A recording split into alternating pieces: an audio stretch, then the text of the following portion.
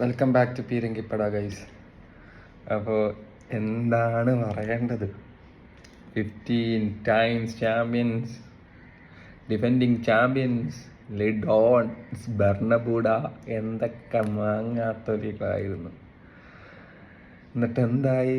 പവനായി ഷോവായി എന്ന് പറയുന്ന പോലെ Arsenal 2-1 win at Bernabeu, Santiago Bernabeu, and marching to semi finals of UCL.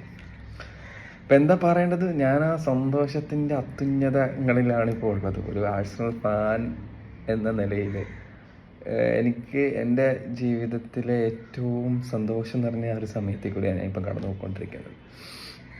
അപ്പം ആ റയൽ മാഡ്രിഡിൻ്റെ അഡ്മിനും അല്ലാതെ പടച്ചുവിട്ട റമണ്ടാട നടക്കുമെന്നുള്ള വീഡിയോസും എഡിറ്റഡ് വീഡിയോസുമായിട്ട് സോഷ്യൽ മീഡിയ നിറയെ റയൽ മാഡ്രിഡ് തിരിച്ചു വരുമെന്നുള്ള രീതിയിലുള്ളൊരു എന്താ പറയുക, ഒരു ഒരു ഒരു ഒരു ഒരു ഒരു രീതിയിലുള്ള കാര്യങ്ങളായിരുന്നു നടന്നുകൊണ്ടിരുന്നത്. പക്ഷേ കളി തുടങ്ങി രണ്ടാമത്തെ മിനിറ്റ് മറ്റോ ഒരു ഓഫ് സൈഡിൽ കൂടി എംബാപ്പെ ഗോളടിച്ചപ്പോഴേക്ക് ആരവം കാണുമായിരുന്നു റയൽ മാഡ്രിഡ് ആരാധകരുടെ ആരവം.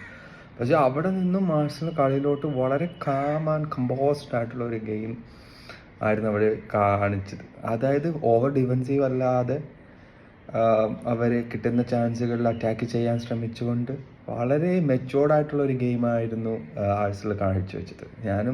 ഞാനും ഇത്രയും കടുത്ത ആരാധകനായ ഞാൻ പോലും അവർ ബോട്ടിൽ ചെയ്യുമോ? Because Real Madrid and UCL love story is better than Twilight എന്നാണ് പറയുന്നത്. കാരണം അങ്ങനെ ഞാൻ പോലും ആലോചിച്ചതിൽ നിന്നും പക്ഷേ വളരെ മെച്ചുവേർഡായിട്ടുള്ളൊരു ഗെയിം പ്ലാനുമായിട്ട് വന്ന് അത് എക്സിക്യൂട്ട് ചെയ്യുന്നത് നമുക്ക് കാണാൻ കഴിഞ്ഞത്. അതിൻ്റെ അകത്ത് പല ഇൻഡിവിജ്വൽസിനെ എടുത്ത് പറയേണ്ടതായിട്ടുണ്ട്. അവർക്ക് അവരുടേതായിട്ടുള്ള കോൺട്രിബ്യൂഷൻ കൊടുത്ത് നമുക്ക് കൺഗ്രാജുലേറ്റ് ചെയ്യേണ്ടതായിട്ടുണ്ട് ഓരോ പ്ലേയേഴ്സിനെയും. അപ്പം ഞാൻ പറഞ്ഞതുപോലെ കളി തുടങ്ങി രണ്ടാം മിനിറ്റിൽ ഒരു ഓഫ് സൈഡ് ഗോൾ അടിക്കുന്ന എംബാപ്പെ, അത് ആ ഒരു മുന്നേറ്റം, അതിനുശേഷം അവരൊരു ഓൺ ടാർജറ്റിലോട്ട് ഗോൾ അടിക്കാൻ വേണ്ടി സെക്കൻഡ് ഹാഫ് ആകേണ്ടി വന്നു. അവിടെയാണ് ആഴ്സണലിൻ്റെ ആ ഒരു ഡിഫെൻസീവ് മാസ്റ്റർ ക്ലാസ് നമ്മൾ മനസ്സിലാക്കേണ്ടത്.